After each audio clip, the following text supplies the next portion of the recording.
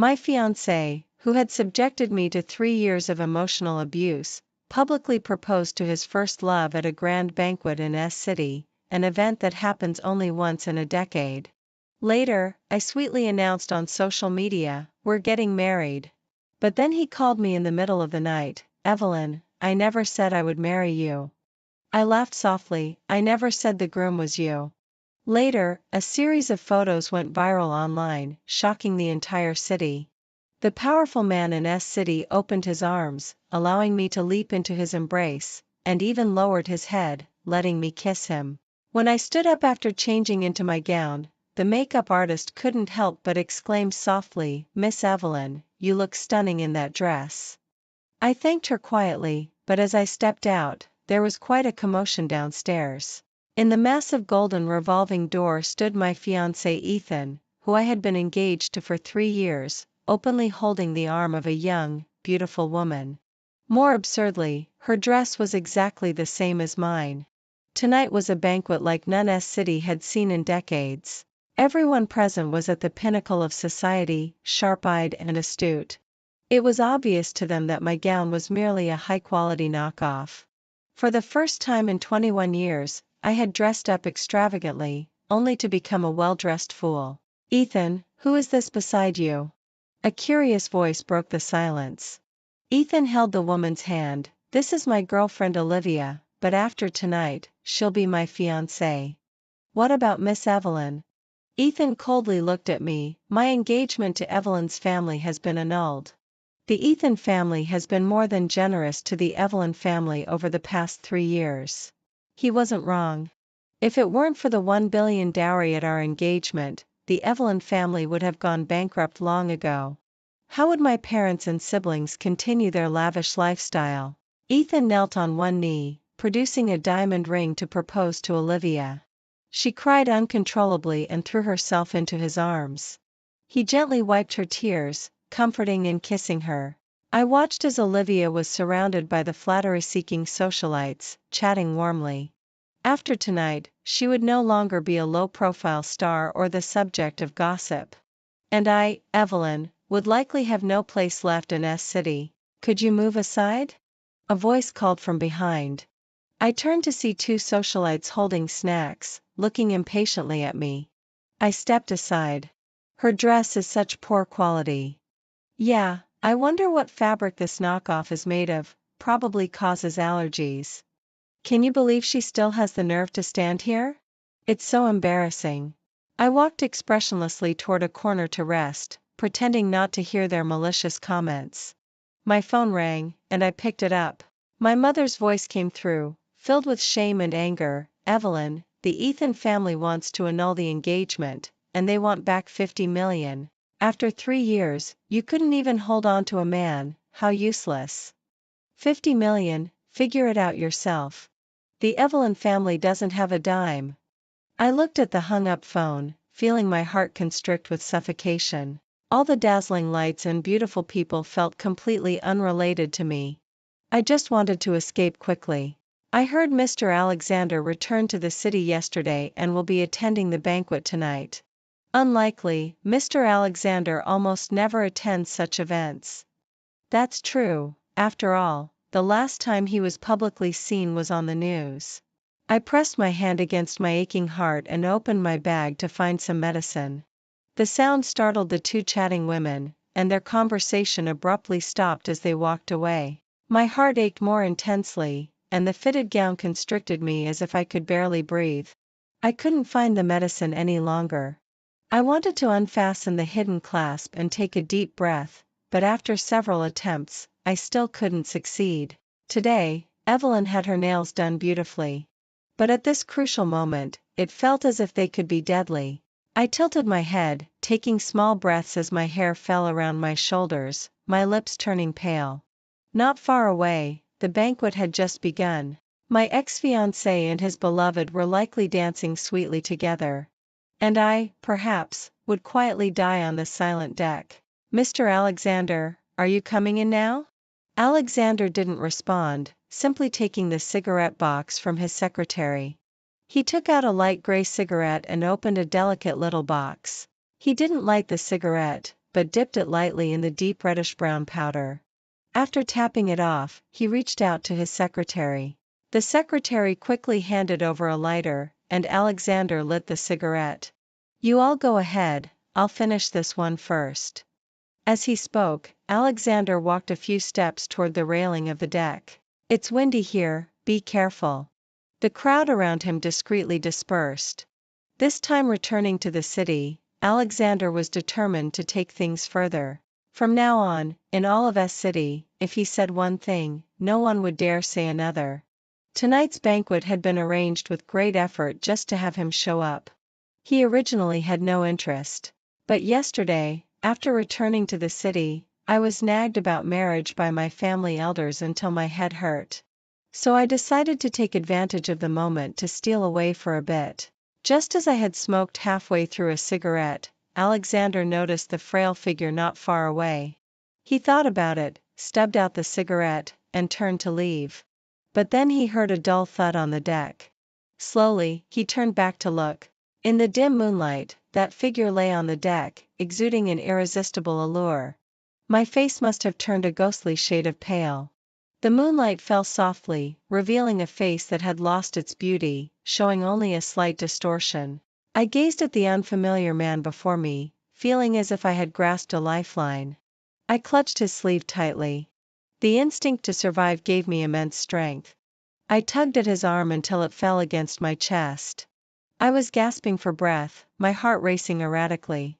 He glanced at me, seemingly understanding my discomfort.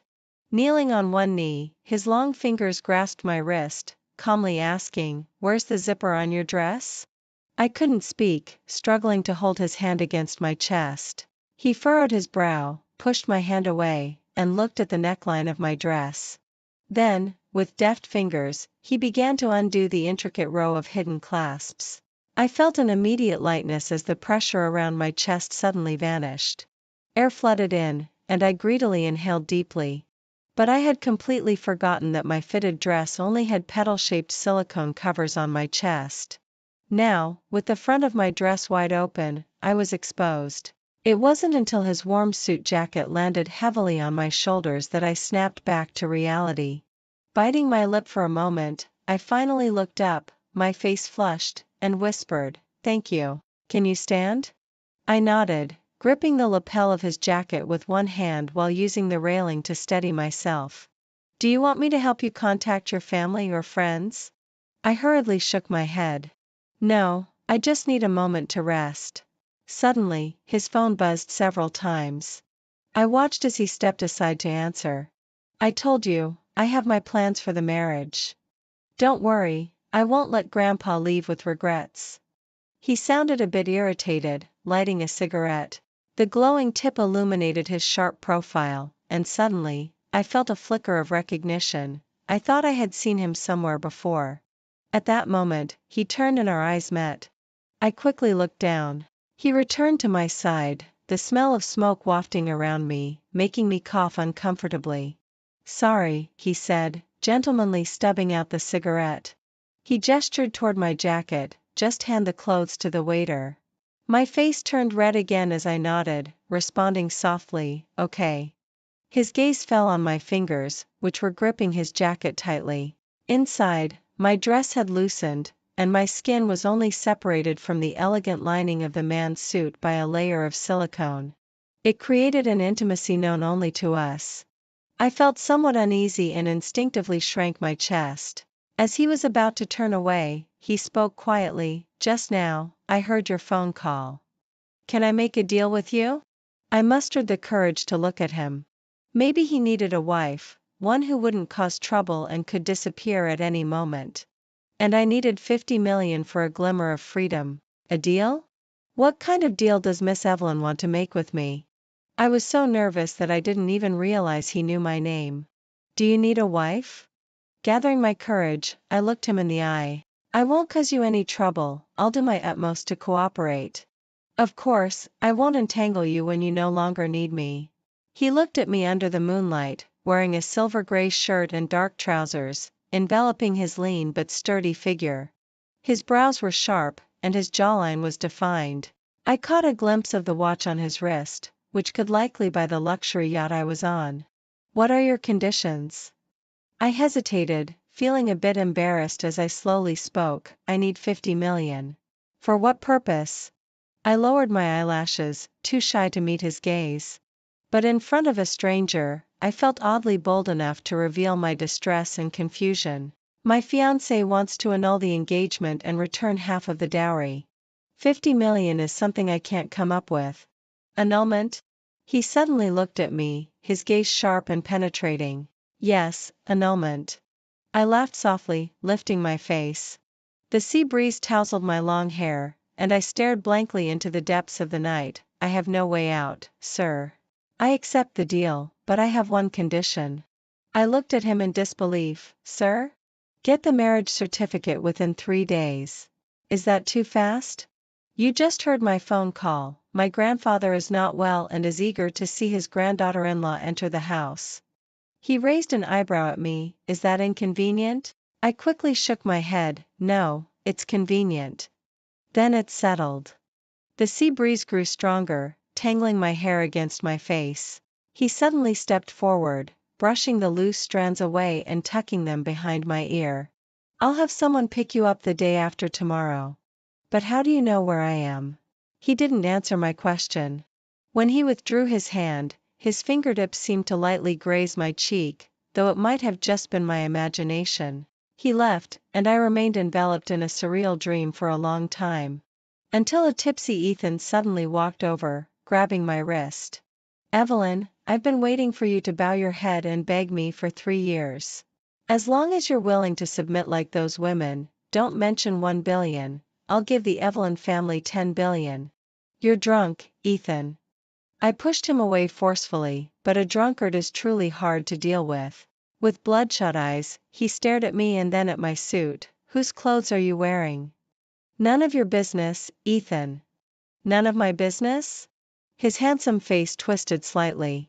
Evelyn, I want to see who dares to touch Ethan's woman. He gripped my suit tightly and pulled. I tried to hold on, but it was futile. The sea breeze surged, and under the moonlight, a shimmering white wave rolled in. Evelyn. Ethan murmured, stunned. Just then, a sharp female voice rang out. Evelyn. How shameless can you be? Oh my God, how could she seduce someone else's fiancé? Mr. Ethan looks dazed. Olivia, look at her status. I snapped back to reality, frantically trying to cover my chest. But Olivia rushed over, crying, and raised her hand to slap my face. What's going on? A deep male voice suddenly calmed the chaos. Olivia froze, and the next moment, Ethan pulled her aside. I stepped back, raising my arms to shield my front. Everyone turned, gasping, it's Mr. Alexander. Which Mr. Alexander? Who else could it be? It's Mr. Alexander. My eyes widened as I looked towards Alexander, the man who had just helped me unfasten my corset on the deck. The man I had boldly asked to be my husband for 50 million was none other than the renowned Alexander from S City. He glanced at me and then turned away, whispering something to his secretary. The secretary walked through the crowd and draped my jacket over me again. Miss Evelyn, let me take you down to rest. I nodded stiffly, thanking her. As she helped me leave, I couldn't help but look back. The crowd had quietly parted, everyone standing still and respectful. Mr. Alexander, this is a misunderstanding. Ethan, half sober, cautiously defended himself. What misunderstanding? Alexander's tone remained calm, showing no sign of anger. Ethan's voice trembled. Olivia is my girlfriend, she must have misunderstood to act out of line. Alexander's eyes darkened, showing his displeasure. I don't believe there is such a lack of decorum among S-City socialites. Ethan was embarrassed, and Olivia looked close to tears. Alexander instructed his subordinate, take this lady off the boat. Ethan. Olivia clung to his sleeve, unwilling to let go. Having spent years in the entertainment industry, she knew the gravity of the situation. Mr. Alexander, I know I was wrong, please give her a chance. Alexander looked at him coolly. Ethan can leave with her. Ethan fell silent, retracting his hand. Olivia was quickly escorted off the boat. The crowd also dispersed quietly. No one expected the farce to end like this. Mr. Alexander. The secretary's voice pulled me back from my thoughts.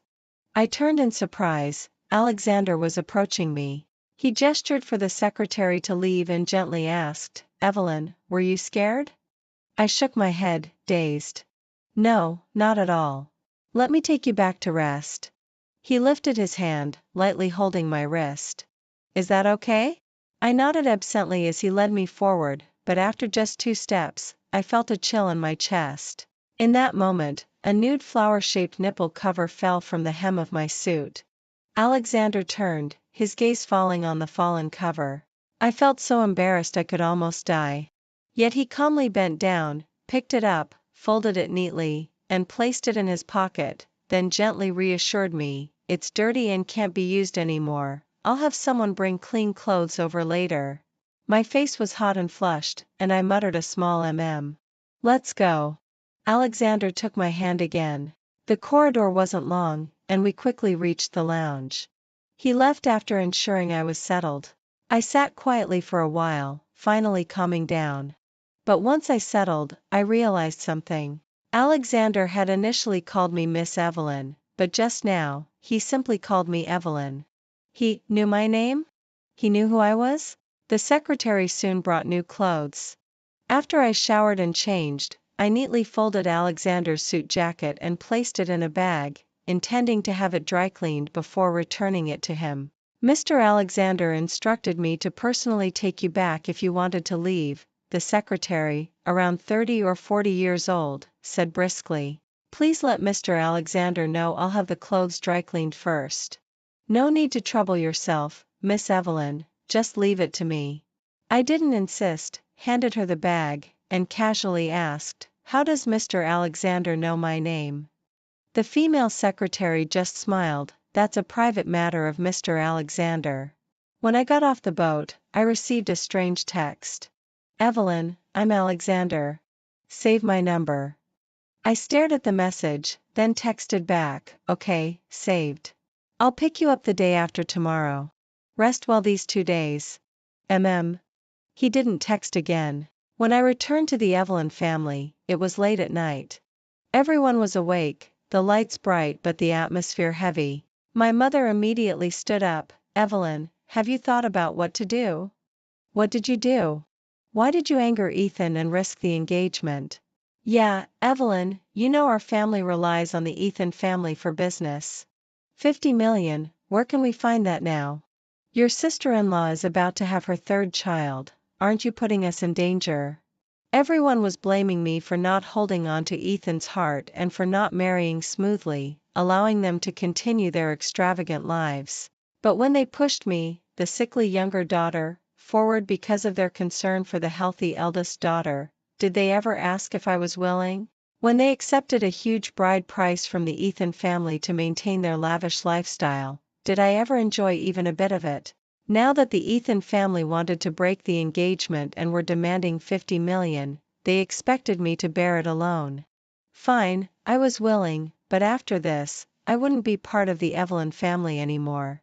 "Evelyn, say something." My sister-in-law stood up and lightly pushed me, annoyed. "I have a solution for the 50 million. "You really have a way?" I saw my mother's eyes light up. "But it might damage the reputation of the Evelyn family." "What do you mean?" I smiled lightly. "At tonight's banquet, I met a wealthy businessman from the Philippines. He offered to pay the 50 million because he knew my situation, but he has a wife and children, so I can only be his mistress." I had no choice but to agree.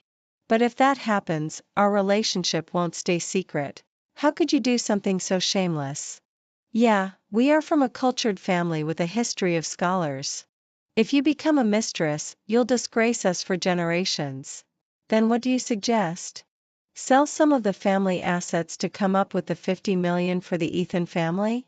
No one responded, it was dead silent. Evelyn, my father, who had been silent, suddenly spoke. "We can't afford to not pay the Ethan family 50 million. And we can't lose the reputation of the Evelyn family." I scoffed, "Then don't recognize me as your daughter." My sister-in-law muttered quietly, "At least you're perceptive." Here's the deal, my father finally decided. The Evelyn family would announce in the newspaper that they were severing ties with me, but it would just be for show. I would still be their daughter, and they wouldn't truly disown me. I knew this was just a trick to placate me.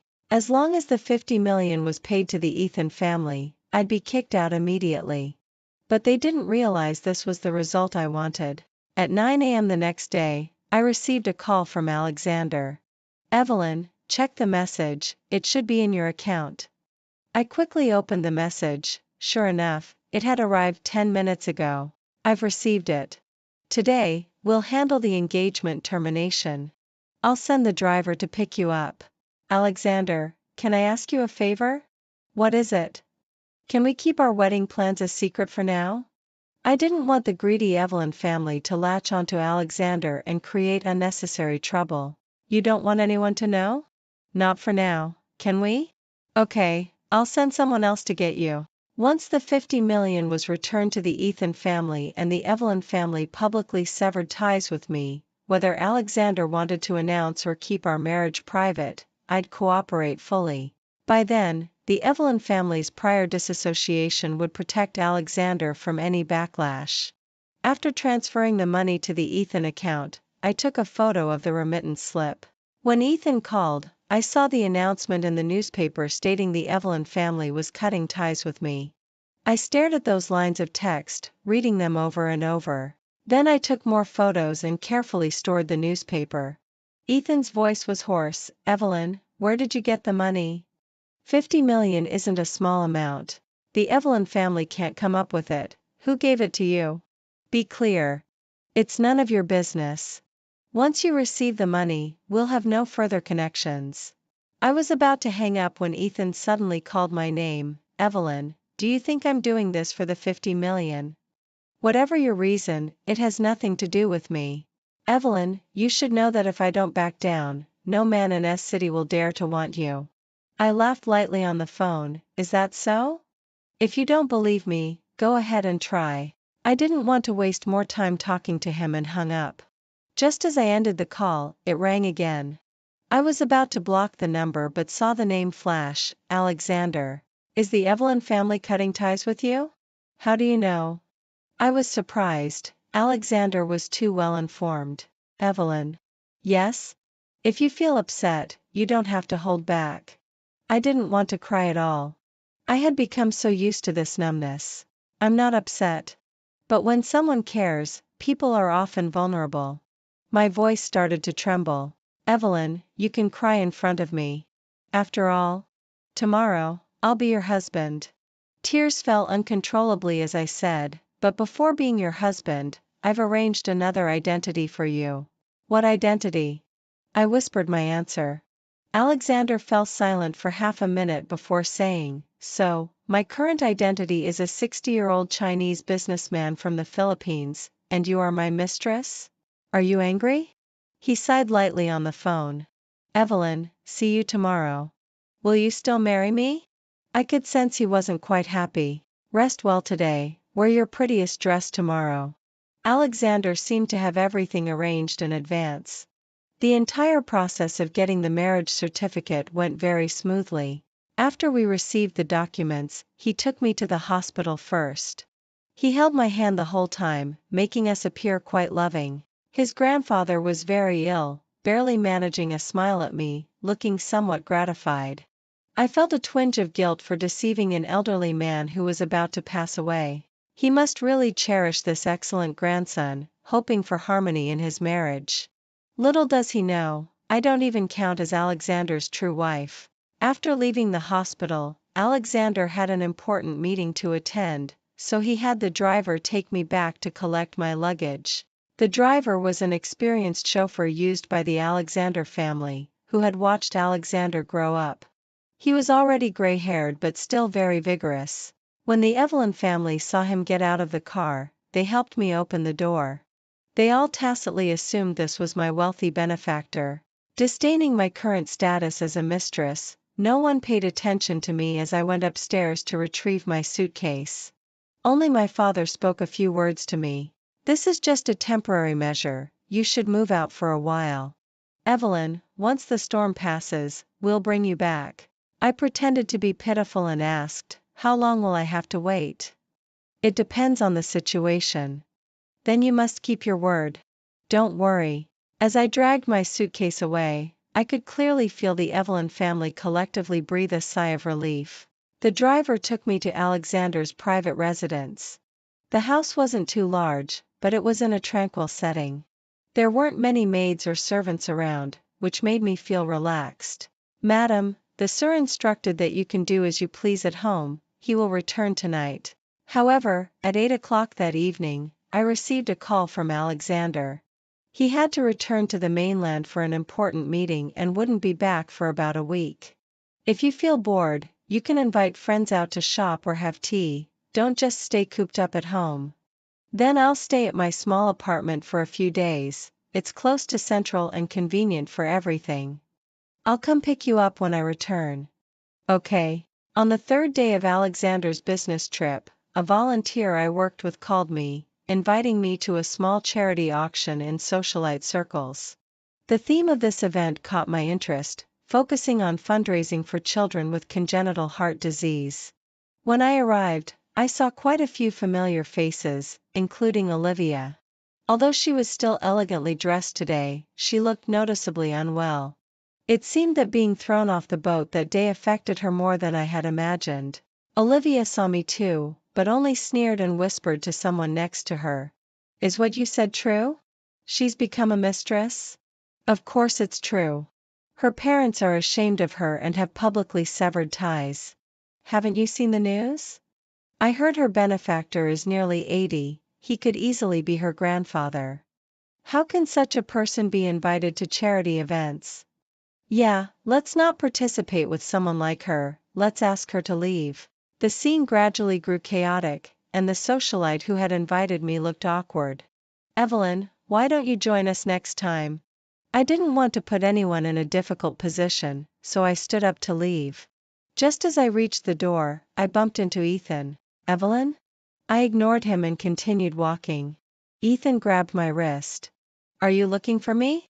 I pulled my hand away. Not at all. I just heard about your situation today. Ethan blocked my way again. Evelyn, you need to return the money. Why? I couldn't help but laugh coldly. Isn't 50 million what you wanted? Evelyn. Ethan's face darkened. I said, as long as you submit to me once. Submit how? I pushed him away again. Do you want me to kneel before you like a dog, thanking you for your kindness? It's laughable. No one knows that the seemingly charming young master of the Ethan family secretly loves to trample on others with his money and power. My life may not be worth much, but I refuse to be subservient and humiliated like that. Evelyn, your reputation is now in tatters, you need to consider the consequences. Ethan changed the subject. You're young and have chosen to be a mistress, your reputation is ruined for life. This is my own choice.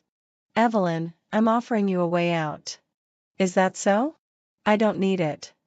I walked around him and continued to leave. Ethan's voice called out behind me, low and serious. Evelyn, I'm only giving you one chance, think it over and come find me. I didn't turn back. That night, I received a call from my landlord, demanding I move out immediately. I didn't argue, I simply packed my belongings and went downstairs. To my surprise, I saw Alexander's car just as I reached the bottom. The driver got out and took my suitcase. Madam, the sir sent me to pick you up. Alexander, has he returned? The sir has a flight back tomorrow morning. I felt a sudden heaviness in my heart. Has he finished his work? We had planned for a week, and it was only the 4th day. The sir is worried you might feel wronged. I'm fine, his work is important, don't let it be delayed because of me. I sat in the car, my thoughts a whirlwind. I couldn't describe the complex feeling stirring within me. It felt like being a pitiful creature abandoned by the world, suddenly possessing a fortune beyond measure. Upon arriving at Alexander's place, I had just returned to my room when his call came in. Evelyn. There was a hint of fatigue in Alexander's voice. I suddenly felt deeply ashamed. To escape the Evelyn family, I had deliberately tarnished my reputation. He worked so hard, and I kept causing him trouble. If I had stayed quietly at his house, none of this would have happened. Alexander? I'm sorry. Evelyn, Alexander sounded somewhat helpless. I'm not blaming you. Forget it, let's talk properly when you get back tomorrow. After hanging up, I received a friend request on WeChat. It was from Alexander, and I accepted it. His Moments had only one post from 3 days ago, featuring a single photo, our marriage certificate. I couldn't see what others had commented, only his replies to 2 friends. Yes, we're married. Let me introduce my wife, Evelyn. That night, I also posted on my Moments with just 4 simple words, going to get married. Many left comments asking about it, and some friends called me. When I picked up, it was Ethan's voice. Have you thought it through? I said I'd give you a chance, but I never said I'd marry you. I couldn't help but chuckle. I never said the groom was you. You're going to marry that old man? Evelyn, are you really willing to sink this low, to become a mistress to a married man? I hung up and blocked him. That night, my mind was a jumble, making it impossible to sleep. I finally drifted off just before dawn. I didn't even notice when Alexander came home. When I opened my eyes, I saw a figure emerging from the bathroom. I was so startled I nearly screamed, my heart racing. It's me, Evelyn. I'm Alexander, don't be scared. I pressed my hand against my pounding heart, my face pale. Alexander pulled me into his embrace, gently stroking my back. Slow down your breathing, don't be tense, relax. It's okay, Evelyn. I leaned against his chest, and it took me a while to calm down. Once I settled, I suddenly realized I was only wearing a silk nightgown, while Alexander had just finished showering and was bare-chested, wearing only pajama bottoms. I'm fine now. I whispered, my face burning as I gently pulled away from him. Sorry for scaring you. Alexander brushed my messy hair aside. Why did you sleep so long? I had a bit of insomnia last night. I felt a bit uneasy, my nightgown was thin, and I usually didn't wear anything underneath when I slept. Earlier, I had been tightly embraced by him, separated only by a layer of sheer fabric. My face felt as hot as fire. Grasping the blanket, I wanted to wrap myself up, but it felt a bit too conspicuous. Just as I was unsure what to do, Alexander helped me lie back down. Sleep a little longer, it's almost noon anyway. Let's just have lunch. He naturally covered me with the thin blanket, saying, I'll go to the study for a bit and come to call you soon. Watching him leave, I felt a wave of relief and exhaled softly. During the day, it was fine since he spent most of his time busy with work in the study. But at 9 o'clock that evening, when he returned to the master bedroom, he showed no signs of leaving. I had thought about fulfilling my wifely duties after marriage. After all, I had promised to meet all his needs. I watched as Alexander emerged from the bathroom. After hesitating for a long time, I gently asked, Are you sleeping here tonight? Alexander glanced at me but didn't reply. My mind was in chaos. Perhaps Alexander only needed a nominal wife. Maybe I was overthinking it. I hugged a pillow and got out of bed, tentatively suggesting, then I'll sleep in the guest room. He remained silent. As I turned to walk away, I felt someone embrace me from behind. Didn't you say you would fully cooperate with my needs? Mr. Alexander. My back pressed against his solid chest, feeling his heart pounding. His skin seemed to heat up, making me feel dizzy. Alexander leaned down, his fingers parting the hair at my neck. Evelyn, you are my wife now. I leaned into his embrace and gently closed my eyes. I melted into his arms as he lifted me onto the soft bed. When he kissed me, I clutched his arm tightly. My heart raced, feeling like I was suffocating. The kiss became fragmented. If you feel uncomfortable, just tell me. Alexander stroked my flushed face, and once my heartbeat gradually calmed, he continued. There were several moments when I truly felt like I was about to suffocate. But Alexander always managed to stop at the right moment. I could feel the taut muscles in his body quivering beneath my touch. Sweat dripped from his forehead onto my chest, burning hot. His heart raced, and his breathing was quickened.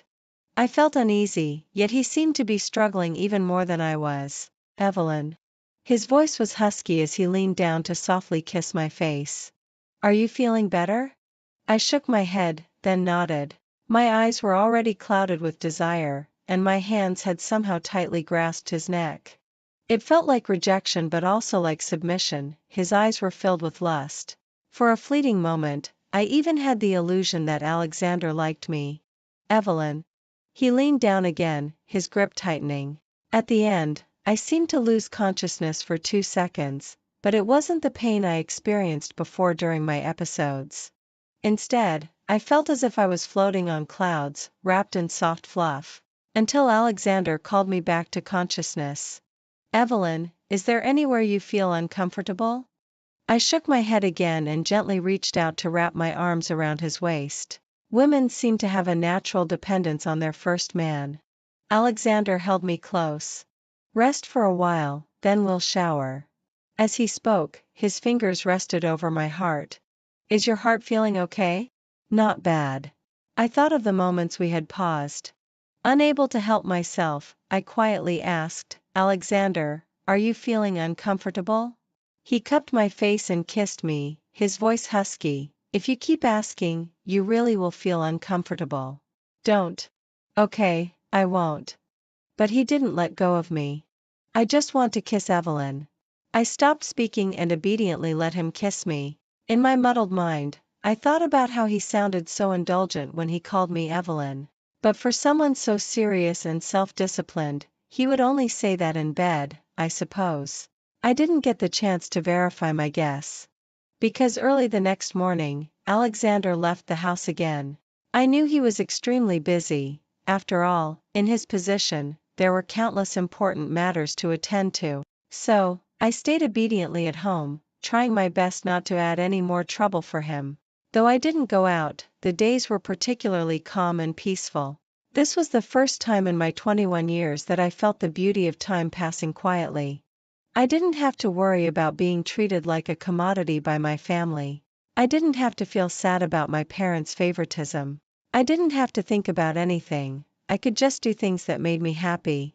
I even picked up the piano I hadn't touched for years, bought online painting courses, and started learning oil painting. After nearly a week of staying home, one afternoon, Alexander suddenly called me and said there was a gala that evening I should attend. He had prepared a dress and jewelry, and a team of stylists would be coming to the house. Will you come tonight?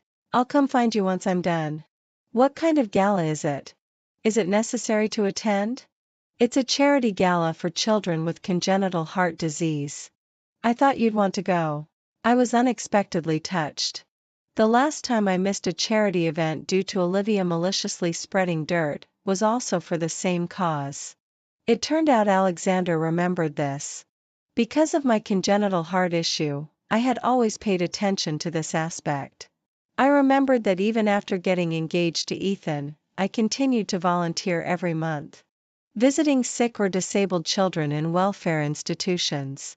But Ethan had once mocked me, "You're so skilled at doing things for your own fame." What he didn't know was that I wasn't doing it for recognition.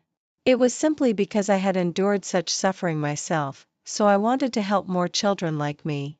Alexander, I'd love to attend, but if you come over tonight, we won't be able to hide our relationship. I wanted to ask him if it would cause him trouble or have a negative impact. Evelyn, from the beginning, the one who wanted to keep things under wraps was you, not me. Alexander. I gripped the phone, puzzled, murmuring, I don't quite understand why. Why he would agree with me. Why he never thought to hide our marriage. Why it had to be me. I'll explain when I get home tonight. When I arrived at the gala, I naturally drew countless curious glances. However, I was slightly puzzled. If Alexander was attending a charity gala, it must have a high profile. The Ethan family could get in, but the Evelyn family certainly could not. Yet, Ethan was there, and members of the Evelyn family were also present. As I entered, the Evelyn family was warmly surrounding Ethan. My biological sister, Sophia, looked at Ethan with a shy, heated gaze. Evelyn, how do you have the face to come? After Sophia's surprised remark, Evelyn immediately approached with a stern face. Evelyn, don't you know what kind of occasion this is? You're embarrassing us. What will others think of the Evelyn family? I looked at the elegant and poised lady in front of me, feeling no more waves in my heart. Haven't we already publicly severed ties? So, I have no connection to the Evelyn family, and any embarrassment won't fall on them. But you're still an Evelyn. Who in S City doesn't know you're my daughter? What do you think we should do? Evelyn, you should leave S City. Have your benefactor take you abroad or back to the Philippines. Didn't Dad promise me I could come back once things settled? Are you dreaming? The Evelyn family has already removed you from the family tree. Really? Of course it's true. So, that means, legally and by blood relation, I have no connection to the Evelyn family anymore? Correct. Good. I turned to look around. I assume everyone has heard Evelyn's words. Evelyn, you should hurry and leave. There's no need to make a scene and lose face. Sophia feigned gentleness. The young master of the Ethan family is here, don't let them laugh at you. At that moment, Ethan also spoke up. Evelyn, didn't you say you were getting married? Ethan, he has a wife and kids in the Philippines, with mistresses all over the world. How could he really marry her? So, was your post the other day fake? Before I could respond, Ethan stepped forward and grabbed my arm. Evelyn, I'll ask you again. Before he could finish, the banquet hall suddenly fell silent. Mr. Alexander has arrived. Why would Mr. Alexander come to such a small gathering? How would I know? But what a treat to see Mr. Alexander in person. Why is Mr. Alexander coming this way?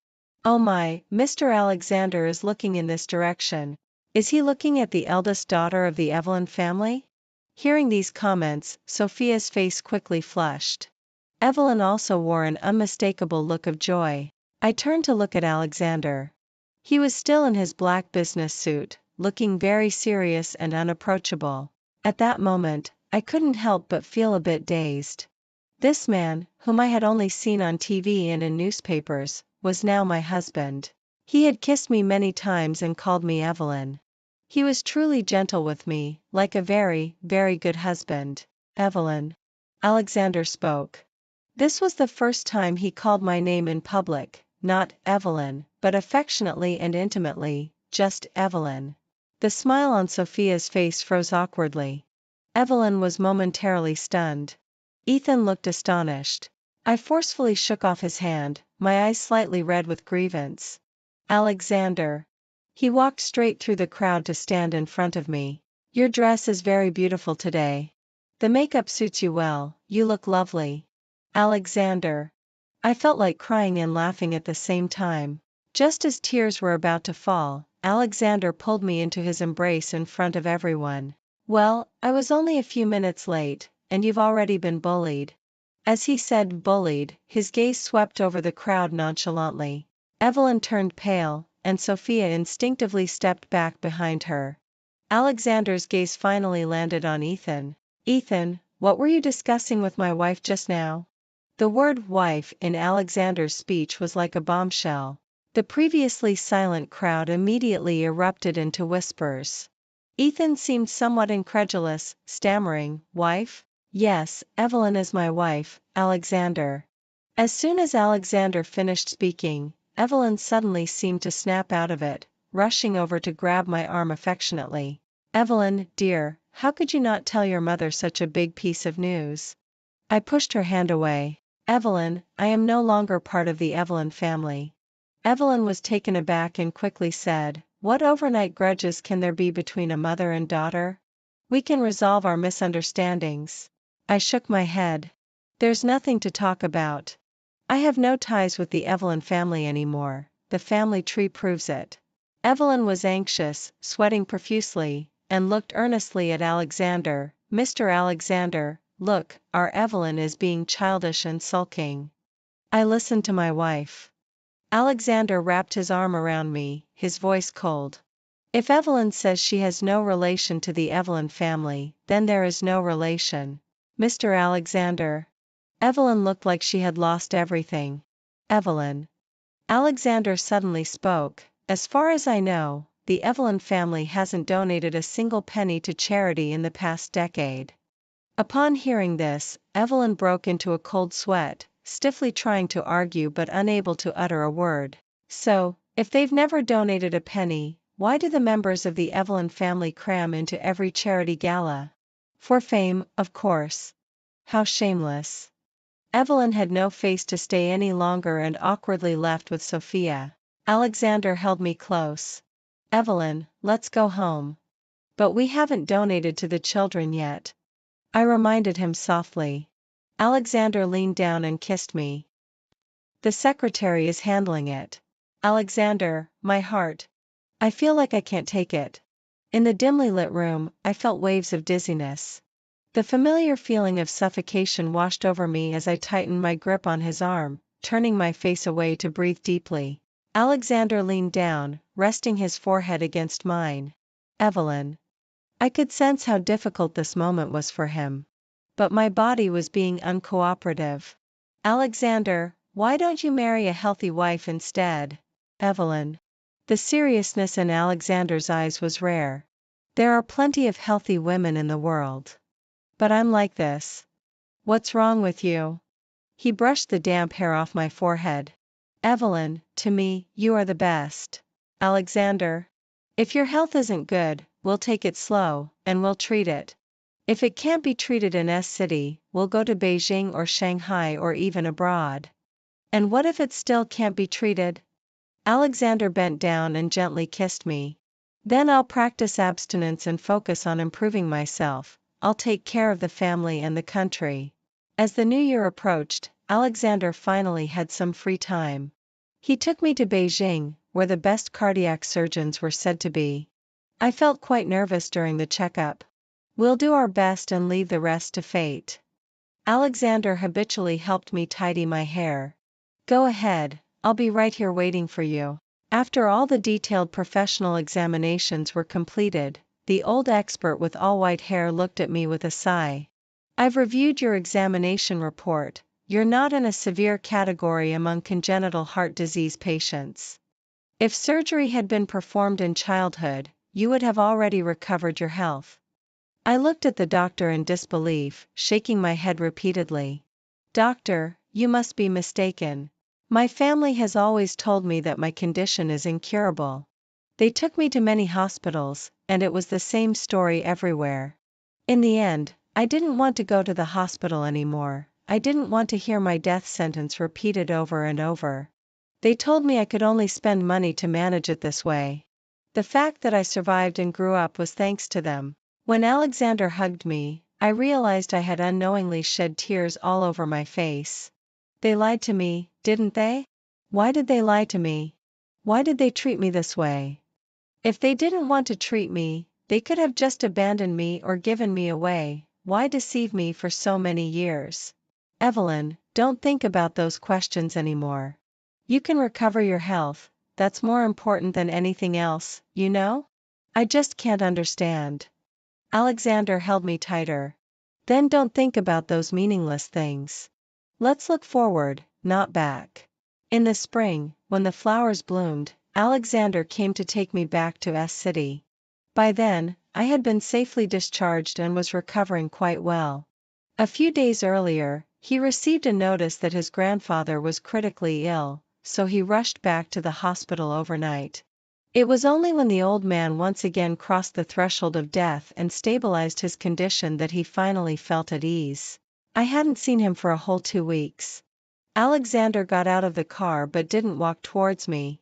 We had made an agreement. When we met again, I would run to his side like any healthy girl would. He opened his arms.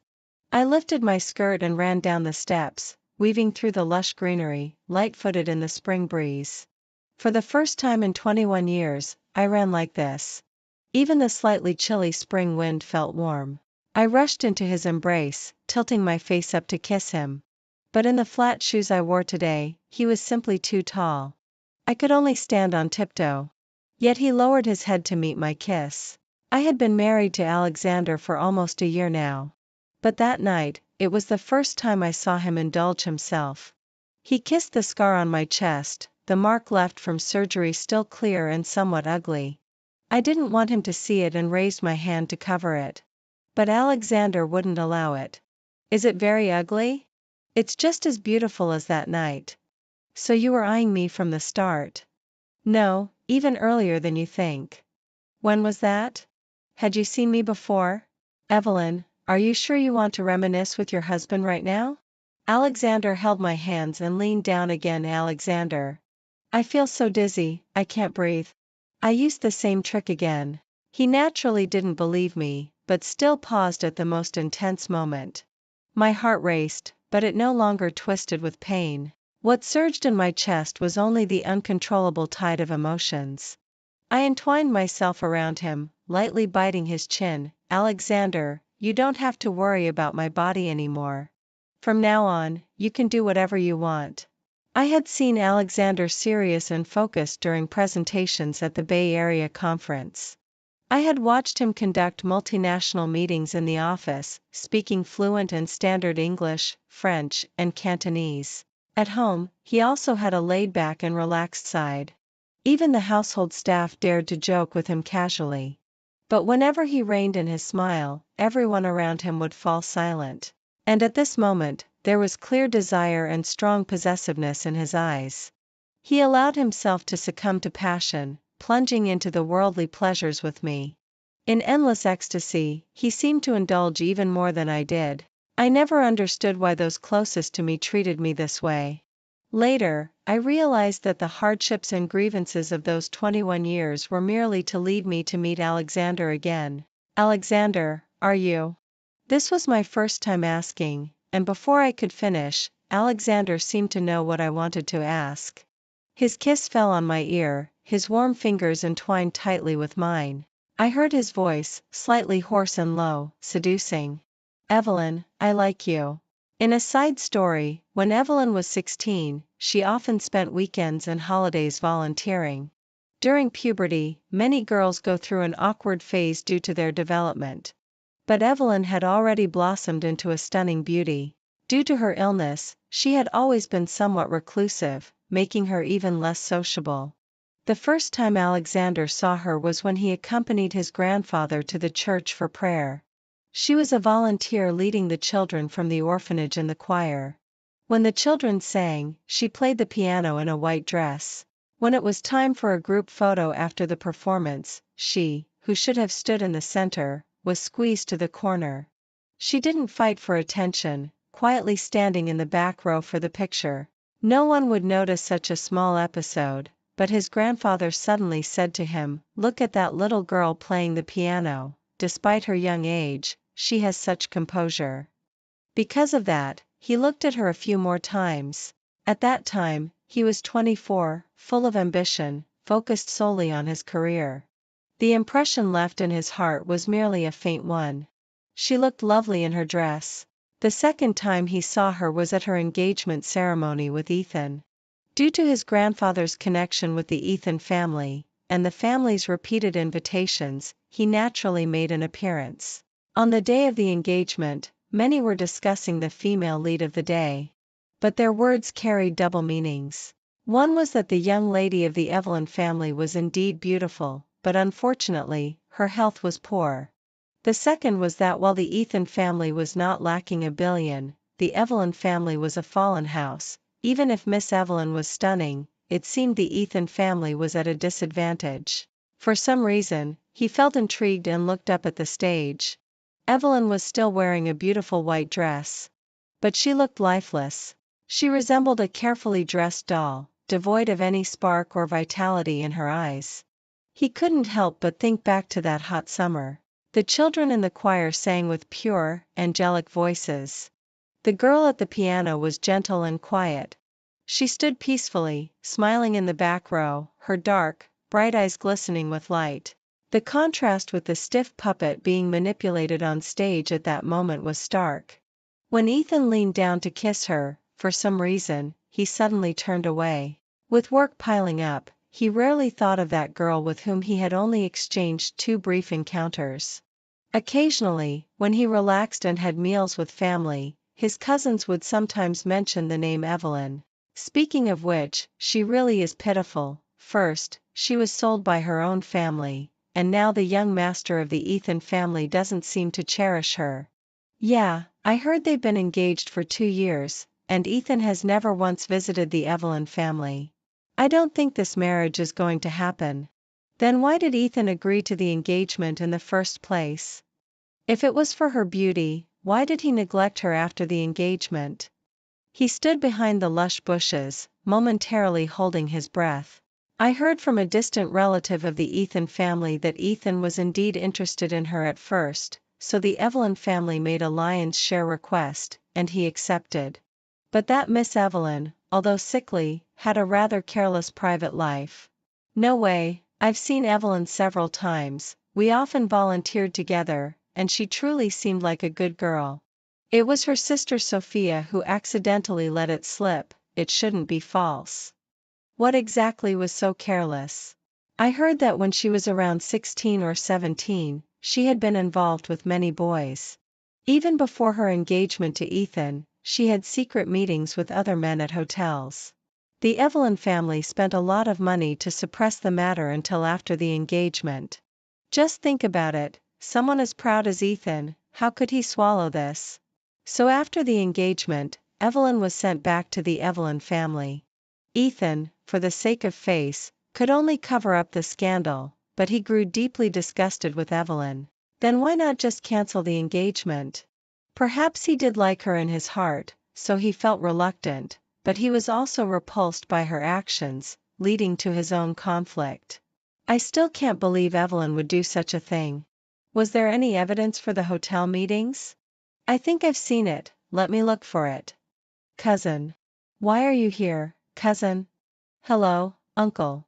He suddenly pushed through the bushes, startling the girls, who quickly stood up and politely greeted him. His expression was probably not good at that moment. The once lively gathering instantly fell silent. Have you all finished your homework? Is everyone here gossiping about others? The Alexander family had a very strict code of conduct, especially towards girls, who were raised with great discipline. Girls could chat about gossip during informal gatherings, but what was being discussed today was indeed a bit too much. If the elders found out, it would likely lead to serious consequences. The crowd was so frightened that they were almost in tears. He scolded them harshly for a few moments, until they each wiped their eyes and swore never to speak ill of others again, before he turned and left. For the next few days, his mood was not good. That weekend, he finally had some free time and accompanied his grandfather to church, where he unexpectedly ran into her again. She was still wearing a simple dress, playing the piano for the children. But she seemed a bit thinner, and her eyes looked as if they were always veiled with a layer of sorrow. When she hit a wrong note, her face turned pale in panic, and the music stopped. Someone came over and harshly criticized her. She sat there with her head down, looking as if she might cry. Yet, after that moment, she played flawlessly. He couldn't help but keep glancing at her. He even thought to himself that if tears fell from her eyes, he would definitely stand up and go over to her. But she ultimately didn't cry. When leaving, he couldn't resist turning back and quietly asking the pastor to pass on a message to her. You look really beautiful playing the piano in that dress. I hope you can be a little happier. Later on, at the grand banquet in City S that night, a moment's decision led to a lifelong bond. The moment he unfastened her dress, he had already made up his mind. No matter the cost, he would take her away from Ethan and marry her. Little did he expect that she would proactively tell him she wanted to be his wife. He suppressed the increasingly intense heartbeat and calmly laid out his conditions. Within 3 days, he wanted to get the marriage license with her. The moment she agreed, he felt as if he had returned to his youthful happiness. When he helped her arrange her hair, she wouldn't know the immense self-control it took to resist kissing her impulsively. He had her wear the prettiest dress and took her to get the marriage certificate. Little by little, he would bring back the most beautiful memories of Evelyn. Fortunately, he ultimately got his wish.